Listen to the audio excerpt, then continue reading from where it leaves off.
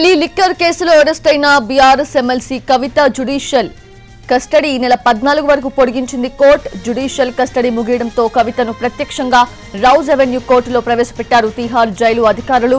Custody పొడిగించాలి అని కోరారు.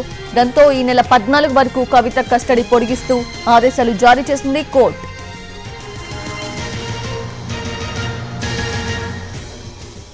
Delhi liquor కేసులో అరెస్ట్ అయిన బీఆర్ఎస్ ఎమ్మెల్సీ కవిత జ్యుడిషియల్ కస్టడీ ఈ నెల 14 వరకు పొడిగించింది కోర్టు.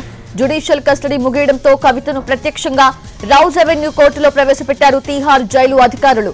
కస్టడీ పొడిగించాలని కోరారు. దాంతో ఈ నెల 14 వరకు కవిత కస్టడీని పొడిగిస్తూ ఆదేశాలు జారీ చేసింది కోర్టు.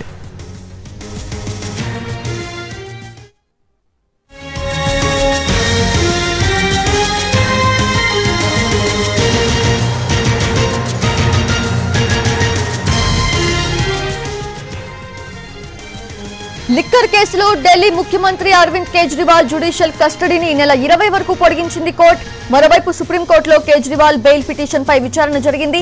అక్కడ కూడా కేజ్రీవాల్ కి రిలీఫ్ దొరకలేదు. ఈ కేసులో మరో ఛార్జ్ షీట్ ని ఫైల్ చేస్తామని ఎన్ఫోర్స్మెంట్ డైరెక్టరేట్ కోర్టుకు తెలిపింది. దాంతో గురువారం లేదంటే వచ్చే వారం మ్యాటర్ హియరింగ్ వచ్చే అవకాశం ఉంది. అంతకుముందు బెయిల్ పిటిషన్ పై విచారణ సందర్భంగా కేజ్రీవాల్ కు కొన్ని సూచనలు చేసింది సుప్రీం. బెయిల్ ఇస్తే ఫైల్స్ పై సంతకాలు చేయొద్దని సుప్రీం స్పష్టం చేసింది.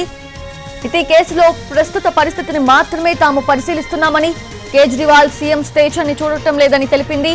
రాజకీయ నాయకులు చట్టం న్యాయం వేరుగా ఉండదని, వాళ్లకు కూడా ఒకటే అని తెలిపింది.